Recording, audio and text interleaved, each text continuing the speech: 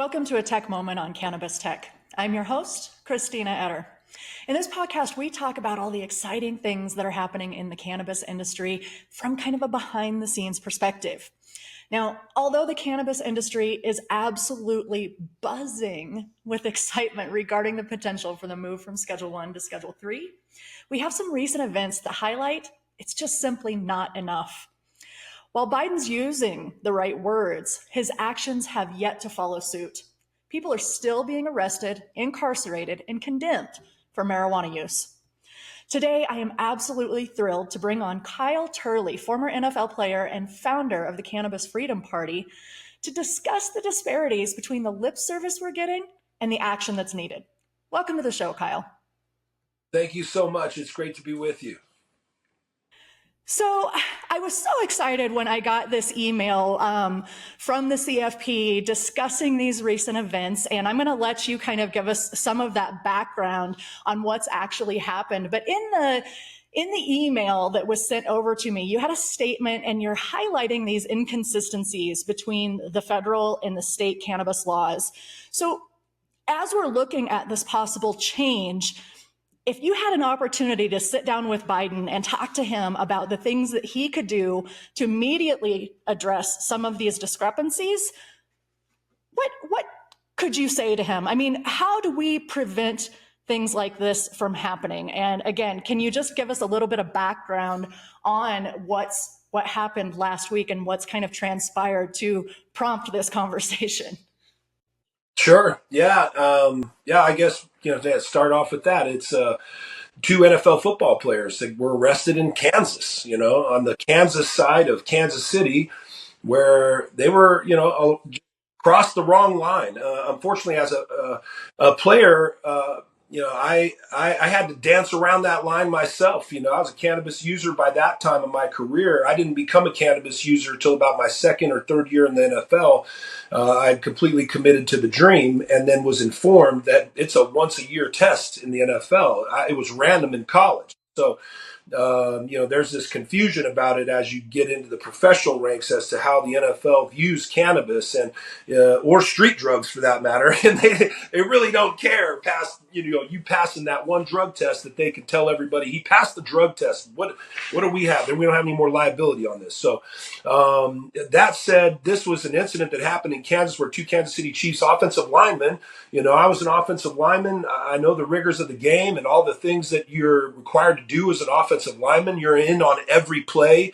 You're taking a hit to the head every play. It is a combat sport for us in these trenches. And these guys were participating and using some cannabis on the wrong side of Kansas City. They play for the Chiefs. As I played for the Chiefs, they push you out towards areas like Overland Park and these other suburbs of Kansas City, which are in Kansas. And, Missouri is a full rec state. I have products all over Missouri, 103 shops I'm in with my products, Revenant brand. And they might have been using our products. I don't know, because they bought it legally, likely, or they got some from somebody else illegally in the state of Kansas. It's really ridiculous, this whole semantics in America going on when it comes to cannabis use. This line defines whether or not an American citizen is a criminal or not. And these two guys are in court. We're just in court yesterday for a hearing that was going to decide something. I don't know what the outcome of that one was yet. They're now being, prosecuted or under this ridiculous system of oppression when it comes to these states that are not involved in cannabis. When it comes to the criminality of it, especially. But the medicine of it, you're just keeping medicine from people and you're harming patients. There are real true resolutions that occur by using this plant, and especially for NFL football players, which is what I can speak to directly. And whether they were using it recreationally or medicinally, there is no such thing. It's all a medicine. It is the endogenous cannabinoid system is the number one regulatory system in our bodies, and they were participating in a way that you might not have liked, but using something that was completely helping their bodies, harming no one.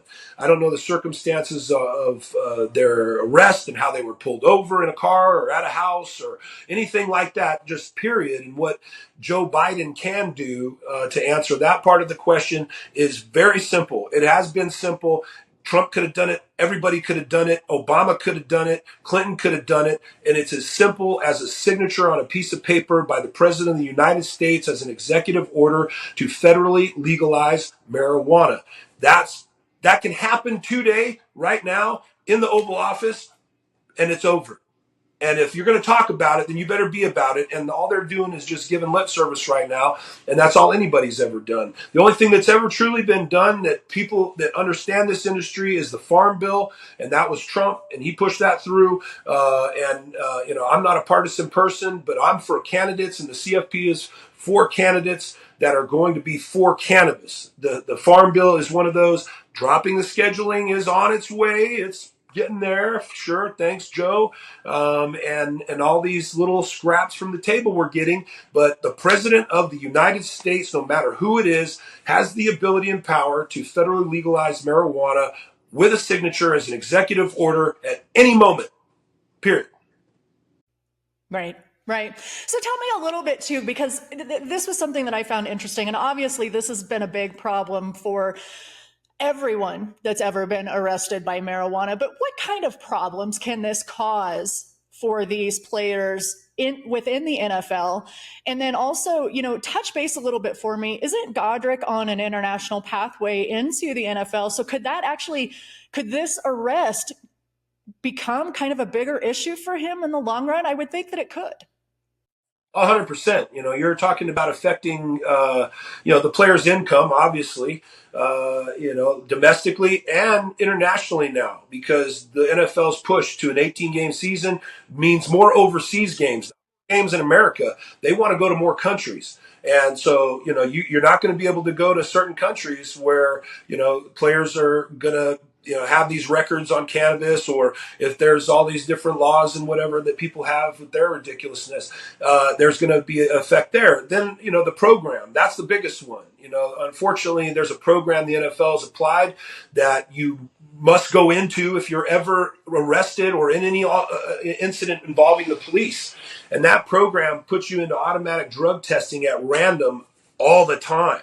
And so now these players are now stricken to repeated testing. They'll call you up whenever, wherever. You could be at a funeral. You could be at a wedding. You could be doing in surgery, trying to get back out on the field. You could be in the weight room, and they're going to come at you, and they're going to say, hey, you need to come piss in this cup right now. And you have to do that. Otherwise, you're kicked out of the league. And they've applied now a rule starting last season. They applied after they, I presented to them with Canopy Growth and all these other companies were invited to a meeting with the NFL about 5 years ago, down in Los Angeles at the top of the Marina Del Rey Marriott Hotel, took over the entire ballroom. And I gave a full PowerPoint presentation amongst these other people that did as well on cannabis, the importance of it in sports and applications of it that can be applied for healing and recovery and performance even. And it was in front of the entire board of doctors from the NFL, which consisted of military doctors that oversaw, by their account, all of the neurological aspects of the United States military and all of the emergency medicines of the United States military, Tom Mayer. And these people told me I was right. It's just going to take time. They stopped testing, or not testing, they stopped suspending players. They made us sign a deal. We wouldn't talk about it. Otherwise, they'd action our companies, this, that, and the other, for a period of time that we couldn't, talk about this meeting. That's gone and passed now. So I've been talking about that. And at that meeting afterwards, they instructed us that they're going to put out a press release that day and stop suspending players for marijuana. And that happened. 2 years after that, no players were suspended for marijuana, but players were still getting tested for it, and they were getting put in the program for it, and all these other things. And so the NFL then applied new regulations to it, and they applied a whole new testing standard. They raised their testing rates from 35 nanograms to 52 or 1 or whatever it is at the IOC level, the Olympic Committee. Well, you know what happened there with Sha'Carri Richardson, so it can happen to any other NFL player. And if you go above that level of THC allowance, and or in this situation, these players have now been arrested, and now it's for marijuana. Now they have a strike against them, and the NFL has the ability to not only suspend these players, not suspend them. They can't suspend them, but they can take up to 3 games pay. And they still have to go to work. They still have to practice. They still have to, so you're talking about potentially hundreds of thousands of dollars for certain players in 3 games. I mean, I was, a game check for me as a first-round draft pick and multi-million-dollar contract guy. Top tier was, which some of these guys are, was, $150,000 a game. You know what I mean?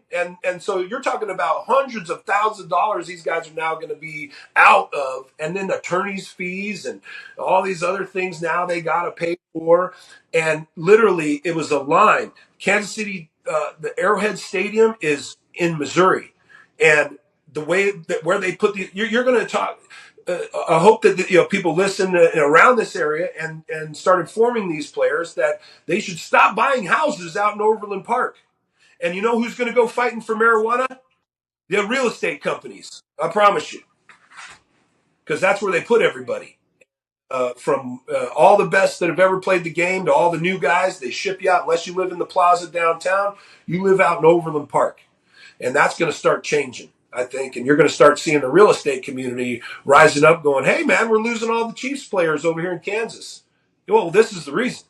So, again, you're affecting communities. You're affecting the kids out there who look up to these guys now and all these other things for what? All the hard work these guys put in, the dedication, commitment, determination, desire to get to that level at an occupation. And, the corporate world is now stopping testing. The corporate world is allowing, corporate America people to go to work using cannabis freely.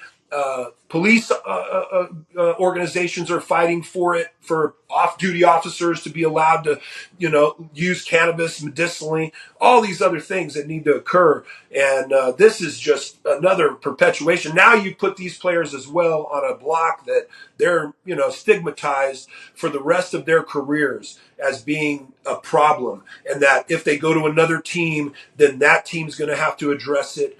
That team's going to have to talk about it in the media. And it's just truly another, sad mark on America, period, when it comes to 2 young black men being likely marginalized here in this scenario, because I've been on plenty of sides of freeways with police officers saying, here's my weed. And they go, thanks, Kyle, and throw it off to the ditch and be on your way. Okay? And I'm tired of this. It's ridiculous. It is racist. It needs to be called out. And people need to call it for what it is. And it is a complete oppression of, certain communities, and more so the community around this plant. I want to build on that, and I'm going to skip ahead here to a question that I had later in the discussion. But I want to discuss this because I used to live in Eden Prairie, Minnesota during the Adrian Peterson Vikings era. And we weren't far from the practice facility. And so I know from being that close just how much these players really are prosecuted and how much they are, portrayed as and I hate to say this, I even hate to say the word, but portrayed as criminals every time that, they have a little scuffle with the law. And whether that's, they were speeding or whether that was something else, it seems like the media just loves to jump on these stories and try to make them the worst possible thing ever. So, how do we change that narrative, and how do we get this shifted to where athletes like you and these guys and everybody else are there to, show that this is a positive thing, not a negative thing? How do we switch that, flip that switch? Unfortunately, pop culture and the recreationalism of cannabis is the issue. That's the other benefit, I think, of Schedule 3. This will get exposed as medicine. And, again, that's not stopping anybody's use. I'm still going to smoke 10 to 12 joints a day. I'm still going to do Rick Simpson oil at night. I'm going to eat 3 gummies a day. I'm going to use CBD constantly. And I know the strains that are going to help me fix all that and recalibrate it all when I've used it too long, right? So I don't get cannabis hypermesis, right? That will be completely debunked as soon as Schedule 3 happens. And then the endogenous cannabinoid system can take over. And these people out here can understand that you don't have to take hot showers. All you got to do is use more weed. And then you can understand the fullness and the opportunity you have in cannabis to heal your body. I can only say that as a 10-year NFL veteran, a first-round draft pick. I made All-Pro twice. I never failed a drug test. I've created 2 multi-million-dollar companies post-football. I've been on the Billboard Heat Seeker 100 charts 3 times in music out of Nashville, toured over 5-6 years, 100 dates a year, opened up for every country artist in music and others. And then gone out here now and continue to say the same things. How am I doing that when every one of my peers has fallen dead? Okay, I've just lost another one of my teammates. Victor Riley passed away. Could have saved him. Could have saved Junior Seau. Could have saved all these people. All of my friends. It's ridiculous because I go through my phone book and on my phone, and I go through my contacts, and I can go every other NFL player that I have in my contacts because of my age now, I'm 40, going on 49, is dead. No family, no friends, no people that didn't play in the NFL. Everybody's alive. All these other people alive. I go through my NFL because I put NFL after every one of my NFL guys' contacts, and I probably have about 100 or more of contacts of NFL guys, that I have in my direct contact phone, and it's like every 5th one is dead. And that's from diseases, suicide, heart attacks, overpilled, organ failure, all these things that speak to the 9 times average over the general public that we suffer from these diseases, these conditions, and et cetera, and on down the line. These have been resolved in me. 10 years, not one pharmaceutical. I never needed one. I know that now. I knew it immediately when this started hitting in the right spots and I started understanding cannabis, the strains to use, what is the difference, how these things work, all the cannabinoids to the terpenes to everything else involved in this plant that is completely medicinal. It is a panacea. It works for everyone as you have an endogenous cannabinoid system, and you just have to figure out how that works. It has not killed one soul in the history of the world, period. Even through all the legalization and all this talk of, this high THC and weed's not what it used to be. Yeah, no, it's a lot easier to get. So it doesn't have to sit in a package going across a body of water from a foreign country that grew out in the jungle in some greenhouse concoction made up from some people that knew how to do it. It's now grown in laboratory environments to the best and most effective ways possible to produce this plant in its true medicinal form that it is. It is the herb of the earth put here for man to benefit our health, period. That's what it's used in prudence, what it says. And if you're not using it in prudence, then you're going to not understand it. And if you're not understanding it in prudence, you will never understand it, period. 100%. It's so fun to listen to people talk like this because these are the things, my husband and I, as patients ourselves, we've been screaming from rooftops. And as a journalist, I've been screaming it from rooftops because people just don't understand. And as you're talking about, kind of your regimen and the amount of product that you consume, my husband and I consume a lot of product too. And by everybody else's standards, if we went by that, they would consider us addicts and all of that stuff. Oh, you're just doing it out of habit. And no, I'm doing it because I feel better because I do it. It is not a habit. I'm doing this intentionally. I have purpose behind what I'm doing. And so hopefully, we can start to proliferate that message more now that we're, looking at this shift. But giving your personal experiences, obviously, it's it's apparent why you have felt the need to start up this Cannabis Freedom Party. So tell me a little bit about that and the background there and what you're hoping to accomplish with this organization. Yeah, it's been my passion since I've had this experience. Cannabis saved my life, period. Cannabis will save football. It can save America. In all the applications that are listed in Jack Herrera's book, The Emperor Wears No Clothes, this country has an opportunity to lead the world right now because of our advancement in cannabis and the people that have fought hard for this. And I knew that if I put my name to this and my background, that things could change. I could be an agent of change. And that's what we're here to do.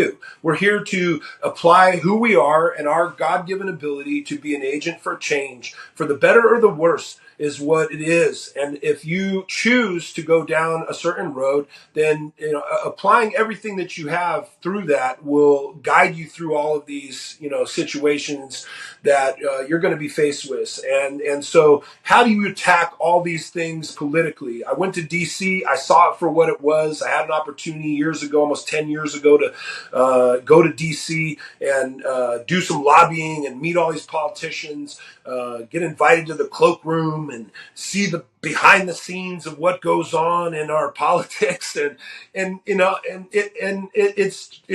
really it was really eye opening, to say the least.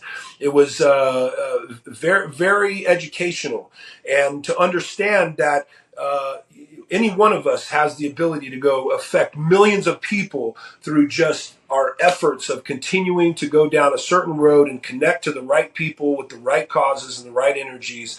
The Cannabis Freedom Party started from, all of us coming together to realize we've had the same story. Myself, Jim McMahon, Ricky Williams, all the other guys in athletics that are speaking about cannabis, that we're trying to unite around this.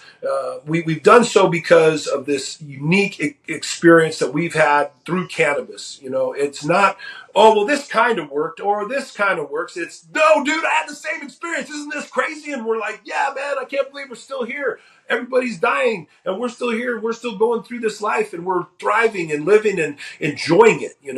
You can either choose to live here and be miserable, or you can choose to live here and be happy. And there's one thing that we need more than anything in this world. That's to be happy. And we know that the resolution is in cannabis.